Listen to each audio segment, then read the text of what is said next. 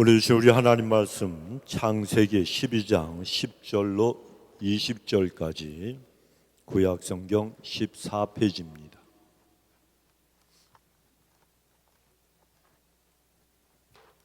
창세기 12장 10절로 20절까지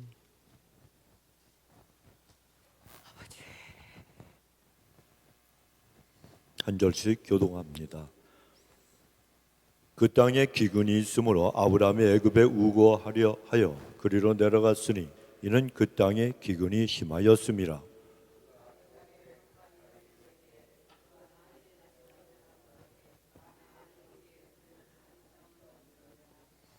애굽 사람이 그대를 볼 때에 이르기를 이는 그의 아내라 하고 나는 죽이고 그대는 살리리니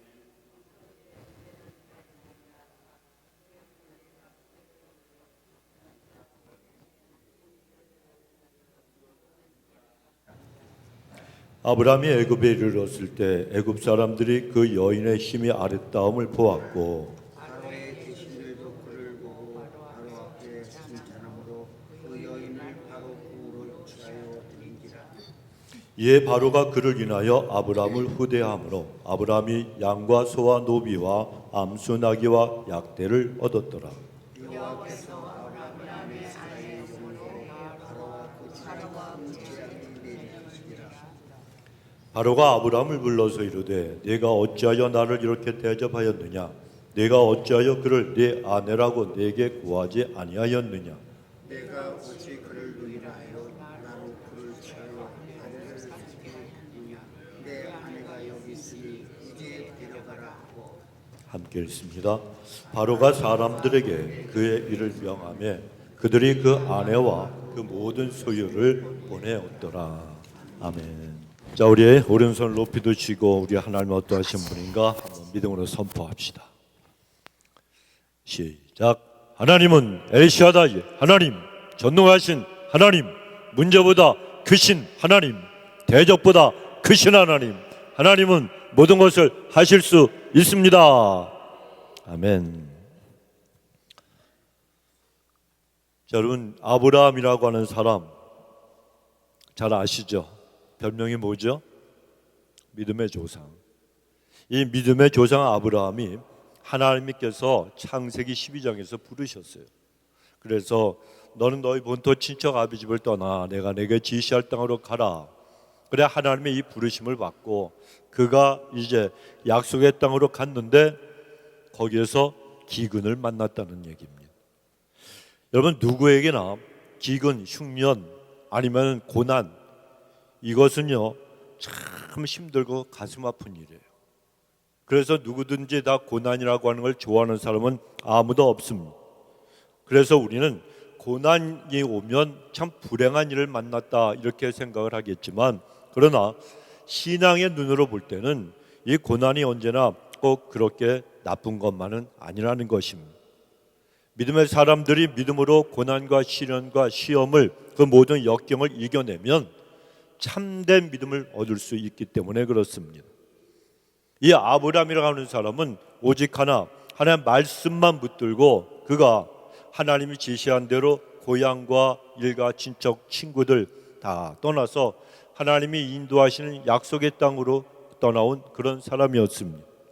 그런데 하나님이 인도하신 그 낯선 땅에 와 보니까 모든 것이 다 어색하잖아요. 낯설었습니다. 익숙한 것이 아무것도 없었습니다. 하나님께서 이 아브라함의 가족을 인도하실 때 좀 뭔가 이 프랭카드를 붙여놓고 웰컴하는 이런 사람들은 없다 할지라도 좀 친절하고 안내해주는 그런 사람이라도 좀 있으면 얼마나 편했겠습니까? 그런데 아무도 환영해주는 자들도 없었고 오직 경계만 할 뿐이고 그뿐 아니라 또 안내해주는 사람도 없었다는 거예요.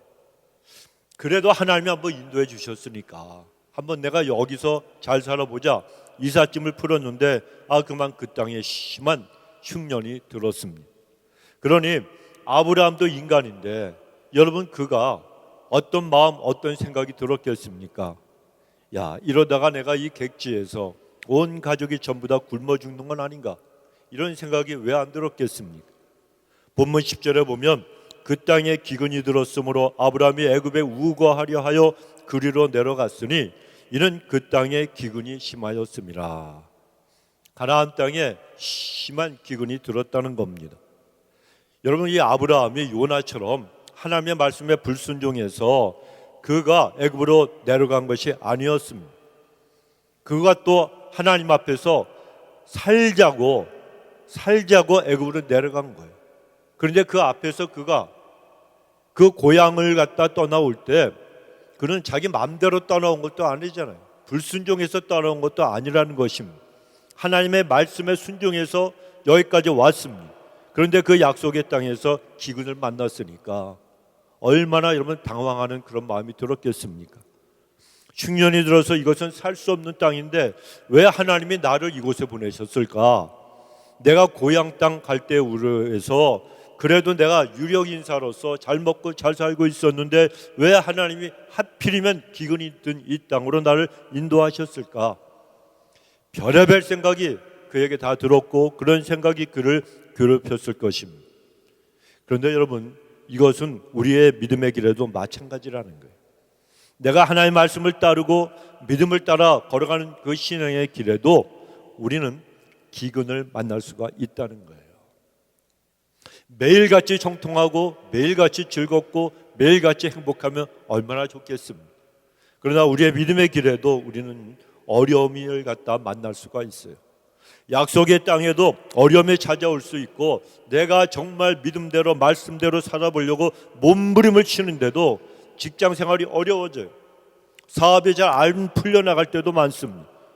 그러니까 이렇게 먹을 양식이 떨어지고 그리고 경제적으로 어려워지면 가족들끼리 신경이 날카로워집니다. 그러니까 서로 짜증을 내다 보니까 가족 간의 화목도 다 깨어져 버립니다. 그렇게 되면 신앙생활에 회의감이 들 수밖에 없습니다. 내가 믿음을 따라 살겠다고 축복받겠다고 행복하게 살겠다고 결단하고 내가 나섰는데 그 마지막 결국이 이것밖에 안 되는 건가?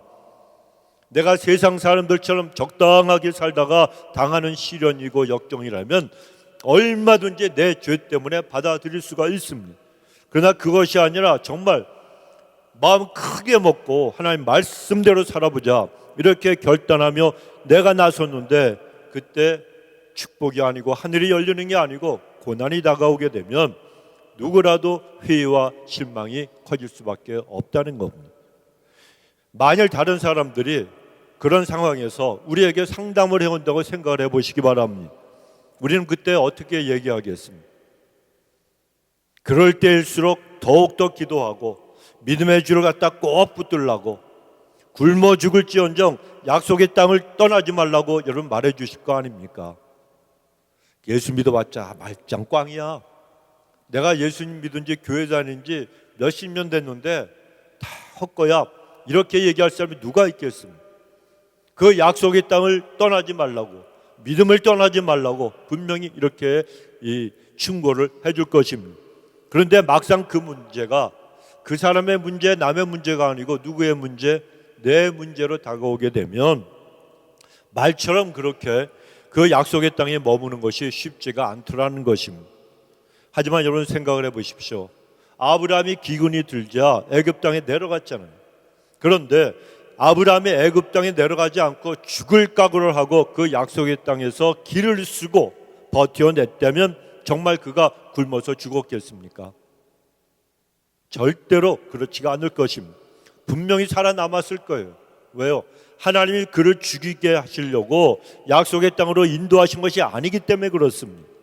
그럼에도 불구하고 애굽 땅으로 아브라함은 내려갔어요. 성도 여러분, 고난과 시련이라고 하는 상황 속에서 우리가 우리 인생 앞에 놓여져 있는 것은 딱 두 가지밖에 없다는 거, 이걸 기억을 해야 됩니다.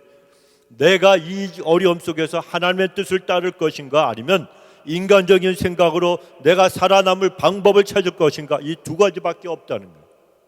바로 그 순간이 우리의 신앙과 그리고 불신앙의 갈림길이라는 거예요. 그 선택의 순간에 하나님의 사람들은 인간적인 방법을 찾기 전에 먼저 여러분 하나님의 뜻을 찾아야 됩니다. 왜 하나님이 나를 지금 이 기근의 땅으로 인도하셨을까? 이것을 찾아보라는 겁니다. 이 선택의 갈림길에서 내 머리, 내 지혜, 내 경험, 내 능력 이걸 동원해서 인간적인 방법을 찾는 것은 인본주의입니다. 그러나 하나님의 뜻을 찾는 것은 신본주의입니다. 하나님의 백성들은 신본주의, 하나님이 중심이어야 돼요. 하나님의 뜻대로 우리가 살아야 돼요. 우리는 아무것도 안 해요. 성경은 늘 말씀하십니다. 우리는 예수님의 십자가의 보혈이 없으면 살아날 수가 없는 사람들, 구원받을 수가 없습니다. 아무리 거룩한 척하고 아무리 목사요, 아무리 장로요, 아무리 포물 잡고 살아도 인간은 머리부터 발끝까지 전부 부패하고 썩어진 존재라고 성경은 분명히 말씀하고 계십니다. 그래서 우리는 주님의 은혜가 아니면 살 수 없는 사람들이에요. 남은 인생을 살아가는 것도 우리는 주님 중심으로 그래서 살아가야 되는 거예요. 내 중심이 아니라는 거예요. 주님 중심으로 살아가는 사람들이 하나님 앞에 믿음 가지고 승리할 수 있고 끝까지 주님을 위해서 죽어질 수도 있다는 것입니다. 여러분, 때로는 우리가 이기심에 물들어서 나 중심으로 살고 싶지만 하나님은 그 길로 가지 말라고 말씀하십니다. 우리가 꼭 기억해야 될 것은 고난이라고 하는 감옥에 갇힐 때가 있어요. 누구라도 있습니다. 그런데 여러분, 우리가 그 감옥에서 나갈 수 있는 출구, 이건 인간적인 방법이 아니라 하나님의 뜻밖에 없다는 사실을 우리는 알아야 합니다. 내 머릿속에 좋은 생각이 떠올랐다 그래서 그것이 여러분 하나님이 주시는 지혜라고 생각하면 안 됩니다. 아닐 수도 있다는 거예요. 물건이 다 비슷하다고 그래서 여러분 다 진짜입니까? 뭐도 있죠? 짝퉁도 있잖아요. 짝퉁이라고 하신 분들은 집에 짝퉁이 좀 있으실지 모르겠어요. Anyway, 여러분 진짜하고 가짜가 있습니다. 그런데 아무리 좋은 생각이라도 여러분 가짜도 있고 진짜도 있다는 것입니다. 그런데 이 아브라함은 고난의 그 갈림길에서 이 사람은 선택을 잘못했어요. 자기 머리로 인간적인 방법을 생각하고 애굽으로 내려가 버리고 말았습니다.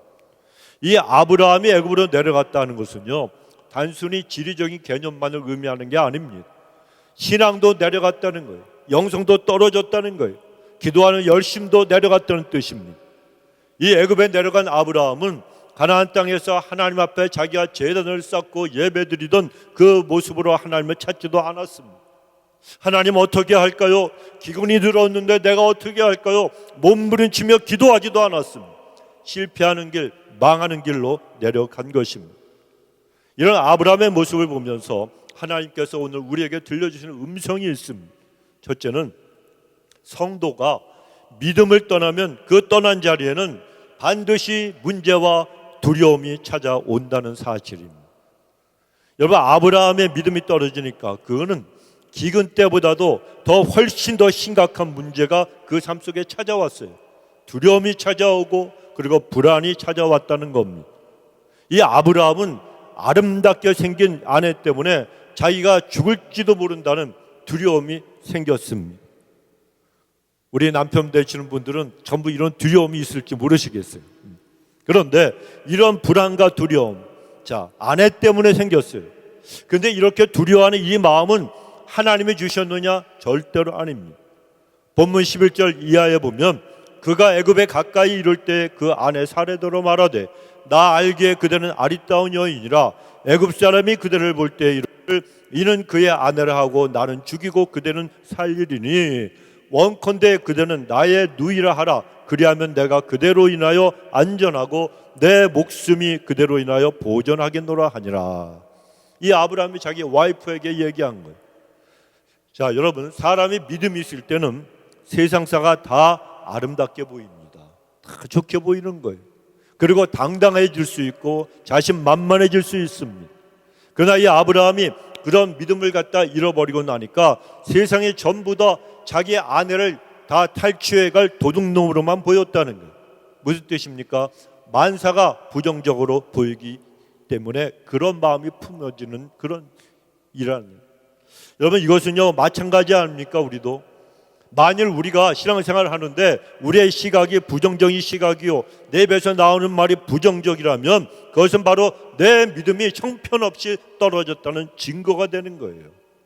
그런 모습은요 세상 사람들과 똑같은 그런 모습입니다. 이 세상의 사람들은 자기 좋은 대로, 자기 멋대로, 자기 기분대로, 자기 감정대로 인생을 경영하며 아무 말이나 하고 아무렇게나 행동하며 살아갑니다. 그러나 우리에겐 하나님의 말씀이 있잖아요. 우리에게 하나님의 뜻이 있지 않습니까? 그걸 붙들고 우리는 믿음으로 살아가야 하는 거예요. 즉 세상 사람들과는 인생을 살아가는 방법이 달라야 된다는 겁니다. 그런데 아브라함은 애굽으로 내려가서 애굽인들이 자기를 죽이고 자기 아내를 빼앗아갈지도 모른다는 이 불길하고도 부정적인 생각을 했습니다. 그래서 생각한 것이 자기 아내를 누이 동생이라 이렇게 거짓말로 꾸며대기 시작을 했습니다. 그러나 여러분, 거짓말로 문제가 해결되는 법은 하나도 없습니다. 그가 거짓말을 하기 전까지는 아무도 그 아내를 빼앗지 않았습니다. 하지만 거짓말이 문제가 되니까 진짜 큰 문제가 생기기 시작했다는 거예요. 잠언서 29장 25절에 보면 사람을 두려워하면 올무에 걸리게 되거니와 여호와를 의지하는 자는 안전하리라 말씀하는 거예요. 아무리 힘들고 어렵고 불안한 사건이 벌어져도 우리가 여호와 하나님을 의지하면 안전하게 된다고 하나님이 약속하신 거예요. 이것 때문에 두려워하지 말라는 거예요. 인간을 두려워하지 말라는 거예요. 모든 걸 컨트롤 하신 분은 하나님밖에 없습니다, 여러분. 인간의 생사와 화복과 나의 고통스러운 문제와 내 슬픔과 안타까운 거 풀어주시고 쓰러진 나를 세워주시고 회복시키시고 치유하신 분은 하나님밖에 안 계신다는 거예요. 그래서 우리는 언제나 하나님을 의지해야 되는 거예요. 내가 뭔 힘이 있다고, 내가 아직 건강하다고, 내가 파워가 있다고, 내가 언제까지 그런 모습으로 살 수 있습니까? 성경에 나오는 교만한 자들 하나님께서 치셨을 때 한 번에 다 죽어버리지 않았습니다. 헤롯이 그런 자가 되었잖아요. 베란다에 나와서 두로와 시돈 사람들에게 큰 명연설을 했습니다. 트럼프 대통령 요새 참 인기가 좋아요. 저는 그 사람 보면 좀 은혜를 받아요. 취임식 때 뭐라고 얘기했습니까? We will never forget God. 절대로 하나님을 잊지 않을 거다. Cannot do it. 그렇게 할 수 없다. 하나님을 잊어버릴 수 없다. 야, 생긴 거하고 다르게 정말 멋있는 말을 했어요. 어느 역대 미국 대통령이 취임식 때 그런 얘기를 했습니까? 미국의 신앙이 떨어지고 완전히 엉망진창이 되었더니 이걸 보고 가슴 아팠던 그가 일어나서 그걸 외친 거예요. 여러분, 하나님을 잊지 마십시오. 잊는 순간에 내가 하나님이 되는 거예요. 이솝 우화라고 여러분 잘 아시는 그 우화 있잖아요. 그런데 우리 교회는 노석 우화가 있어요. 거기에 보면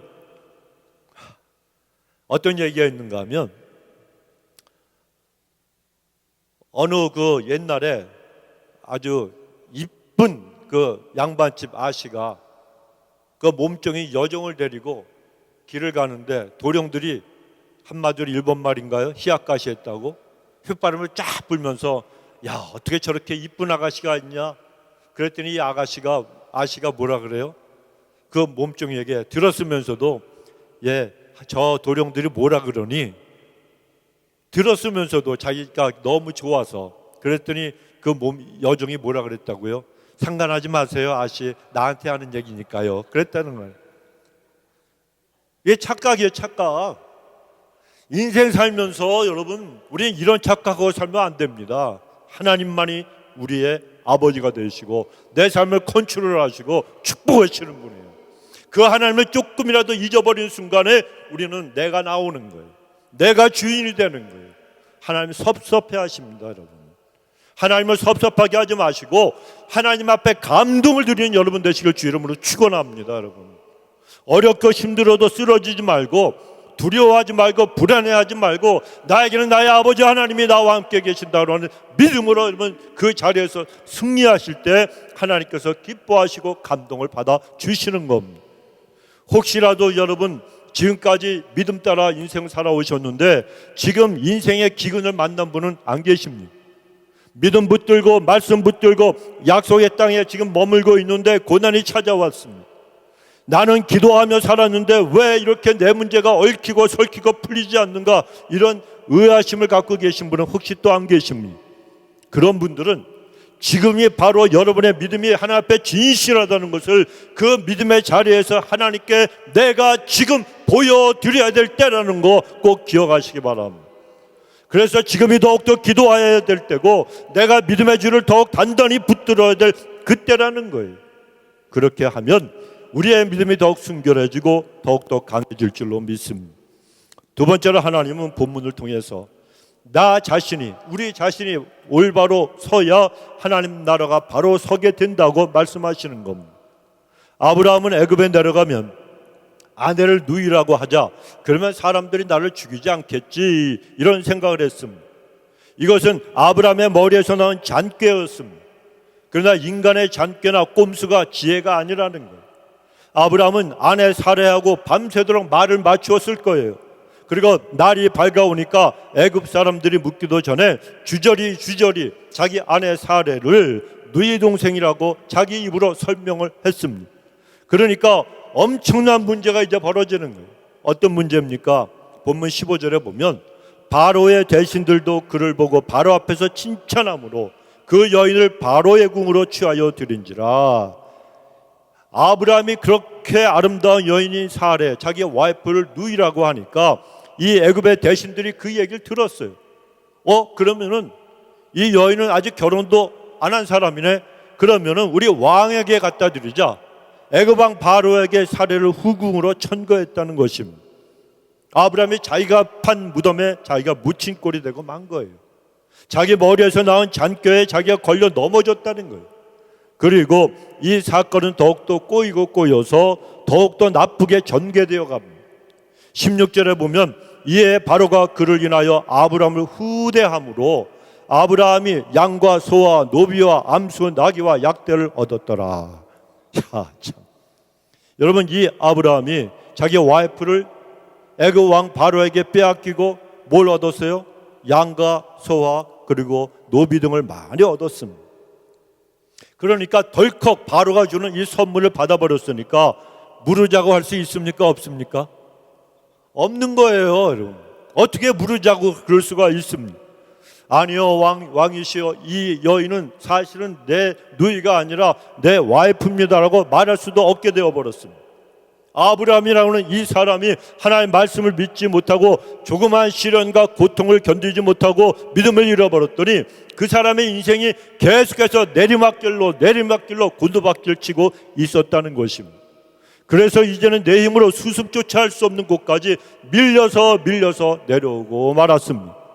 사랑하는 성도 여러분, 아브라함이 아내 사례를 애굽의 바로에게 빼앗긴 것은 굉장히 중요한 그런 문제입니다.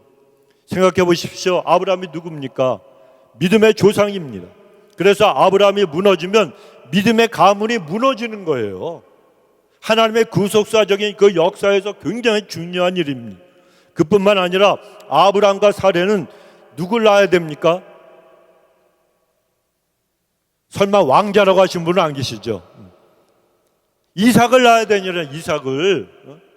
그 족보를 보면 그렇게 돼 있잖아요.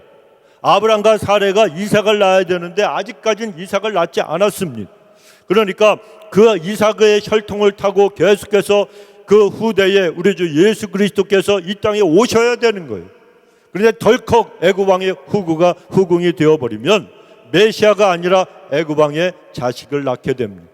하나님의 구원의 역사를 갖다가 그르치게 만든다는 겁니다. 우리도 마찬가지입니다. 우리 자신의 믿음이 떨어지고 세상으로 내가 곤두박질 쳐서 쓰러지게 되면 나만 쓰러지는 게 아니라는 걸 꼭 기억을 하세요, 여러분. 나를 사용하셔서 하나님의 일을 이루시려고 하는 하나님의 일이 지장을 받게 된다는 거예요. 지장을 받게 되는 거예요. 그러므로 우리 자신이 신앙생활에서 승리하는 것은 나만 승리하는 것이 아닙니다. 내가 승리하며 그리고 바로 서게 되면 하나님의 일이 나를 인하여 이루어지게 되고 그로 인해서 이 땅에 하나님의 나라가 올바르게 서는 역사가 있게 되어지는 것입니다. 세 번째로 하나님은 인간은 실수하지만, 따라하세요, 인간은 실수하지만 하나님은 치유하시고 회복하시니 고난의 땅에서 버티라고. 우리의 인간은 실수하지만, 허물도 많고 넘어지지만 하나님이 치유하시고 그리고 회복시키시니 우리에게 고난의 땅에서 나를 믿고 하나님을 믿고 믿음으로 버티라고 말씀하고 계시는 거예요. 여러분, 오늘 본문의 말씀은 대단히 중요한 믿음의 원리 하나를 우리에게 가르쳐주고 계십니다. 아브라함은 큰 실수를 했죠. 큰 문제를 야기했습니다. 그런 상황에서 하나님은 그 문제에 간섭하시고 그 상황을 치유하기 시작하셨습니다.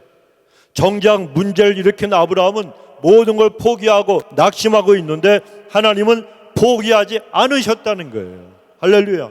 얼마나 감사합니다. 우리도 그렇습니다. 내가 인생길에서 실패하고 신앙생활에 실패했다고 하는 것이 우리 하나님이 실패했다는 걸 의미하는 것은 아니라는 겁니다.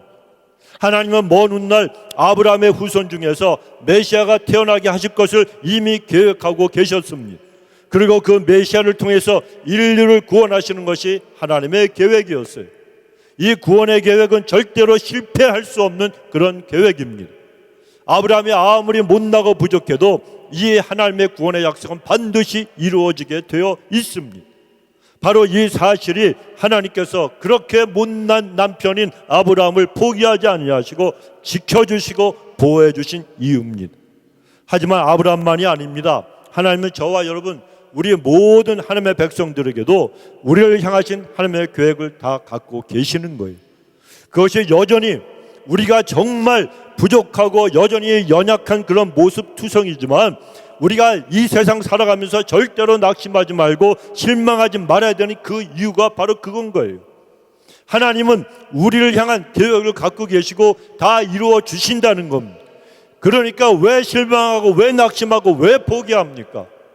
우리에게는 지난주에도 말씀드렸지만 뭐가 있어요? 내일이 있잖아요.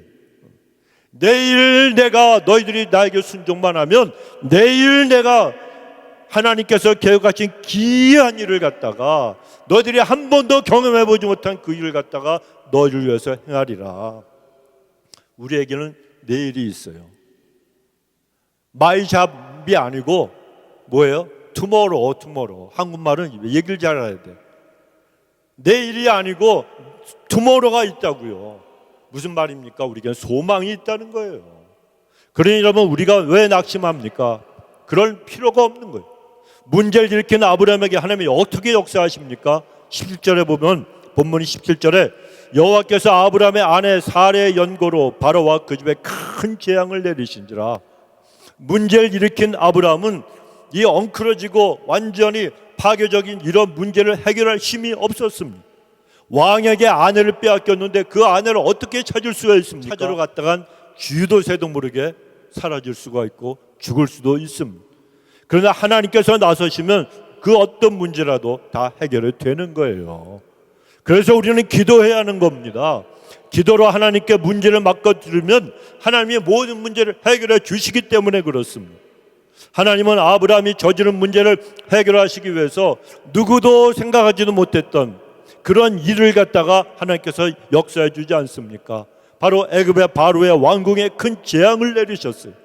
이 재앙이 어떤 재앙인지 우리는 알 수 없지만 온갖 질병과 전염병을 비롯한 천하를 통치하는 애굽의 바로라 할지라도 꼼짝없이 두 손 들 수밖에 없는 재앙이 분명했을 것입니다. 그리고 하나님께서 바로에게 이 재앙의 원인이 네가 사례를 후궁으로 취하려고 한 것 때문이라고 분명히 알려주셨습니다. 그래서 바로는 지금 이 문제가, 이 재앙이 자기가 감당할 수 없는 이 재앙이 바로 사례 때문에 일어났구나, 이 사실을 깨달았습니다. 자기가 아브라함이나 사례를 건드렸다가는 정말 뼈도 못 추리겠다, 이런 생각을 하고 이제 아브라함이 사례를 돌려달라고 요청하지도 않았는데 제발 이 사례를 빨리 네 아내를 데리고 가라, 이렇게 애원을 한 것입니다. 문제는 아브라함이 일으키고 해결은 누가 해주셨어요? 하나님이. 나는 문제 한 번도 안 일으켜봤는데 이런 표정으로 앉아 계시지 마세요. 우린 전부 다 모순투성이고 전부 허물투성이고 전부 다 문제투성이에요. 전부 내가 저질린 거예요, 여러분. 남이 저질린 게 아니에요. 하나님이 저질리신 게 아니에요. 내가 당하는 고통과 역경과 문제가 있으면 이 모든 것들, 내가 부족하고 실수해서 나에게 다가온 역경이 얼마나 많습니까? 그런데도 하나님은 그 모든 걸 친히 풀어주시더라.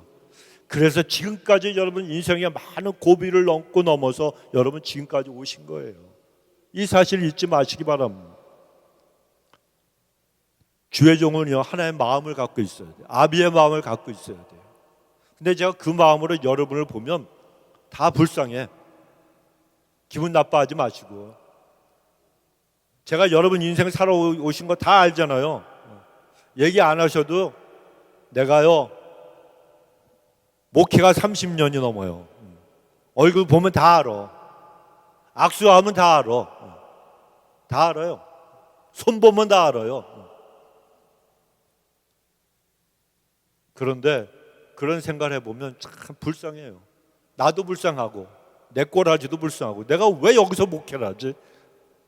내가 젊은 시절부터 그냥 내 원대로 내 소원대로 내 계획대로 미국에 와서 하고 싶은 거 다 하고 살았으면 내가 이런 일 안 겪어도 될 텐데 하는 일들도 수없이 많이 내가 겪었어요.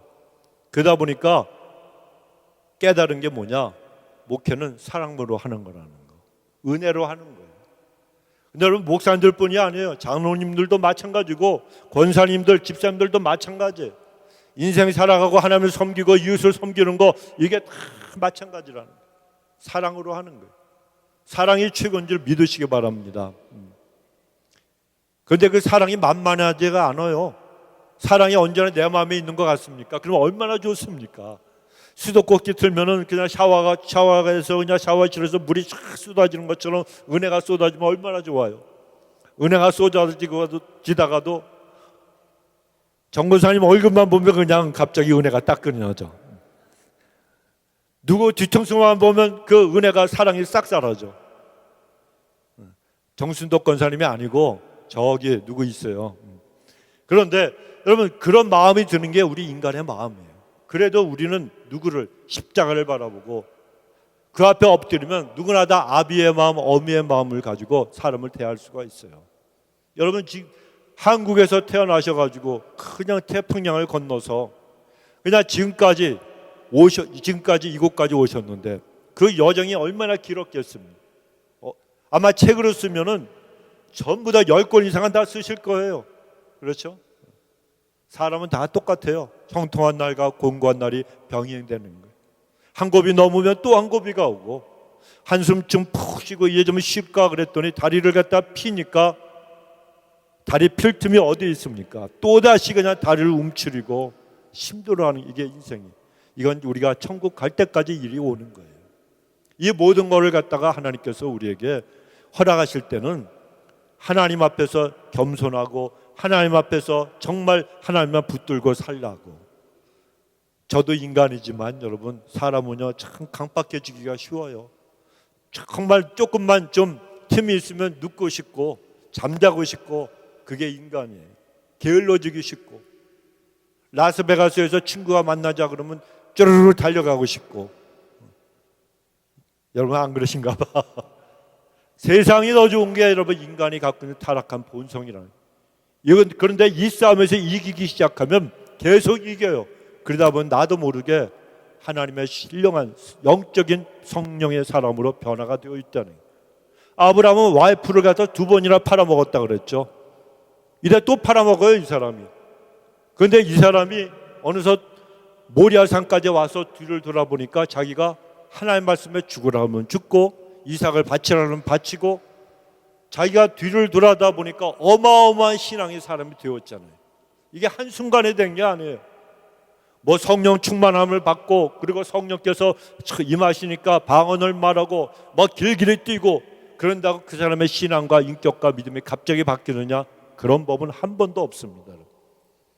내가 성령 충만함을 받고 기도하고 그리고 주님의 말씀 붙들고 그리고 매일매일 내 싸움에서 승리하지 않으면 변화가 되는 게 아니에요.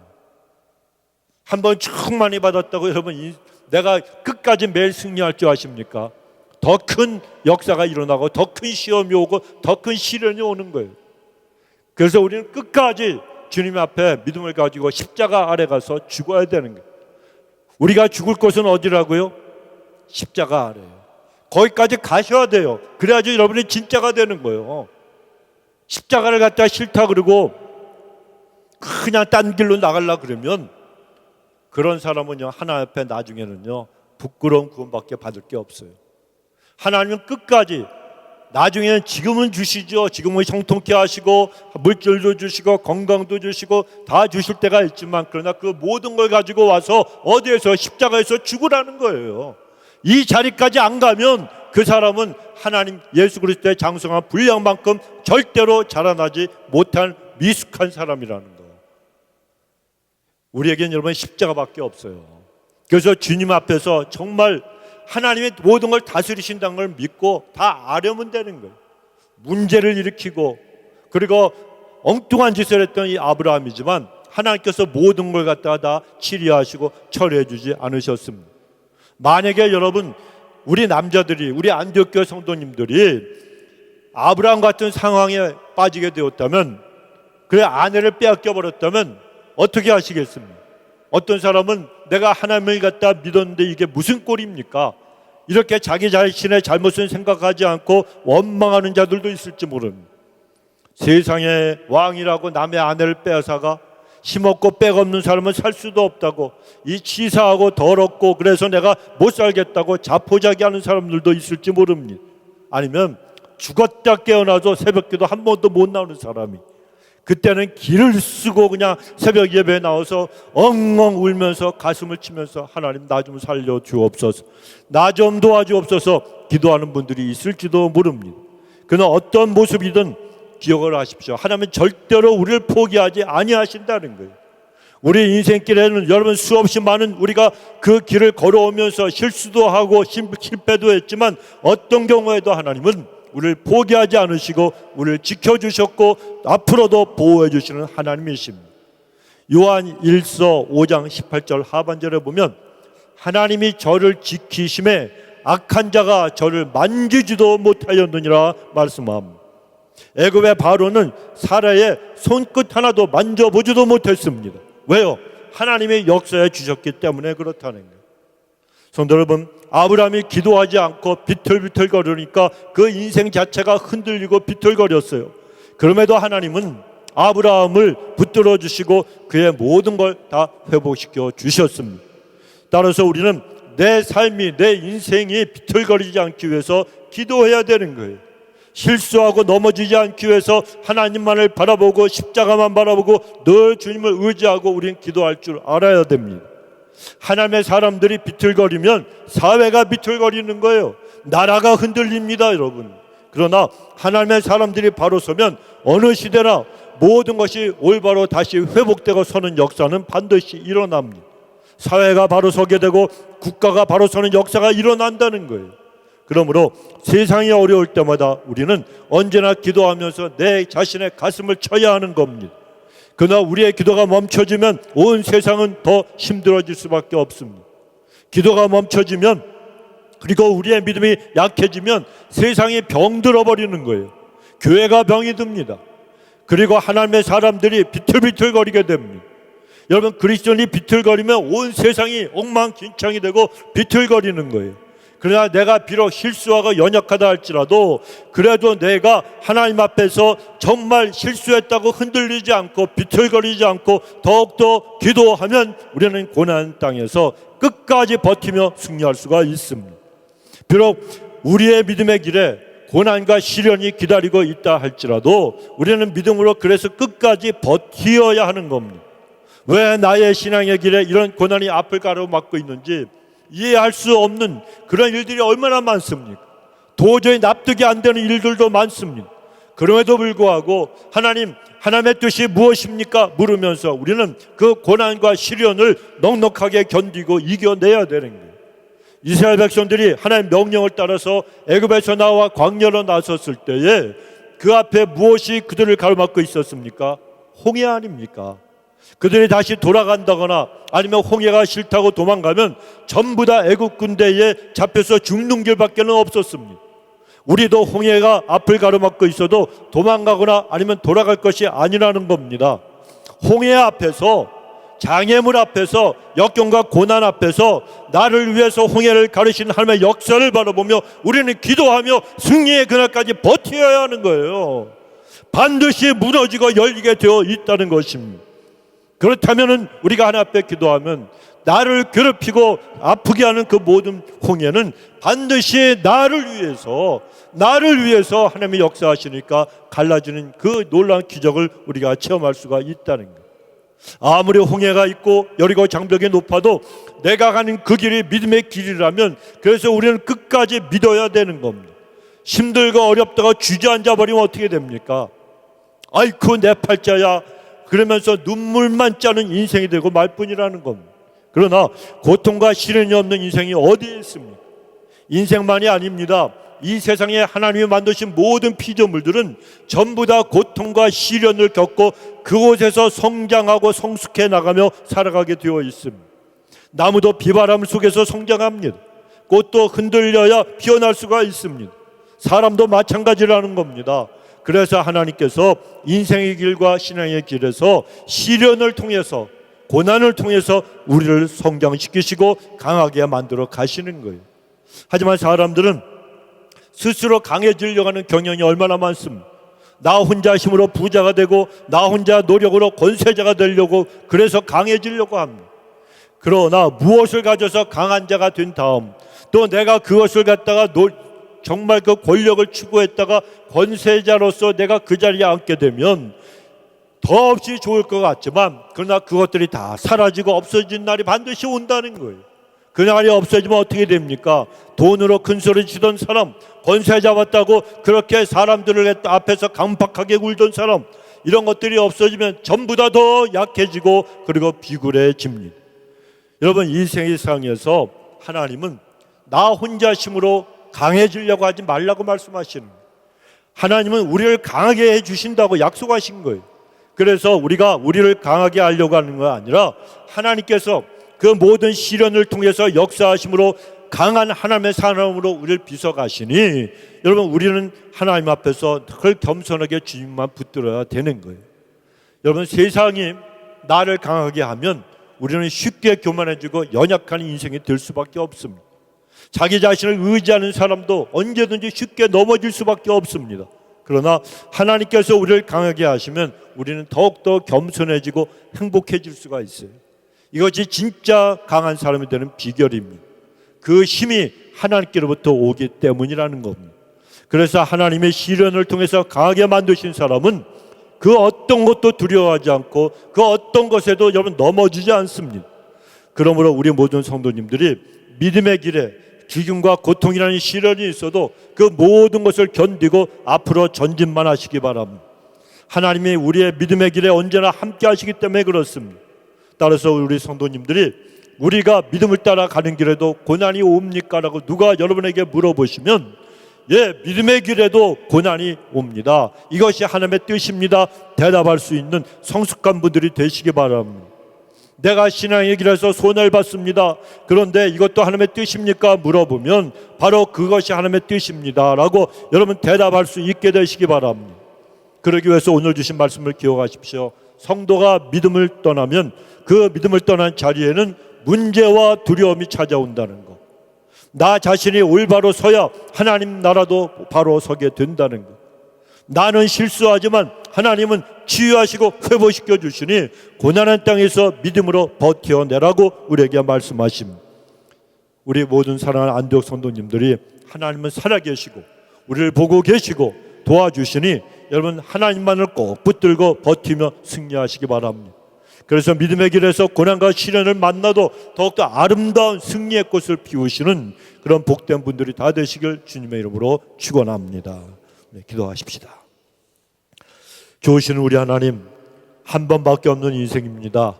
아버지, 뒤를 돌아보면 수없이 많은 아버지 시간들을 하나님 나 자신만 위해서 살아왔고, 아버지 세상에서 아버지는 죄의 허물을 묻히며 살아왔고, 수많은 시간들 아까워하지 않고 아버지 아끼지 않고 하나님 저들이 헛되고 헛된 시간만을 보낸 적이 얼마나 많습니까? 하나님, 그러나 다시 한번 오늘 말씀을 통해서 저들이 하나님 인생의 아버지 고난이 다가올 때 원망하지 말고 그 믿음의 길에서 떠나지 말고 오직 하나님의 말씀만 붙들고 끝까지 버티라고 하시는 주의 음성을 들었으니 하나님 앞에 끝까지 승리하여 최후의 웃는 자들이 될 수 있도록 주님 축복하여 주옵소서. 감사드리옵고 예수님의 이름으로 기도드리옵나이다. 찬양.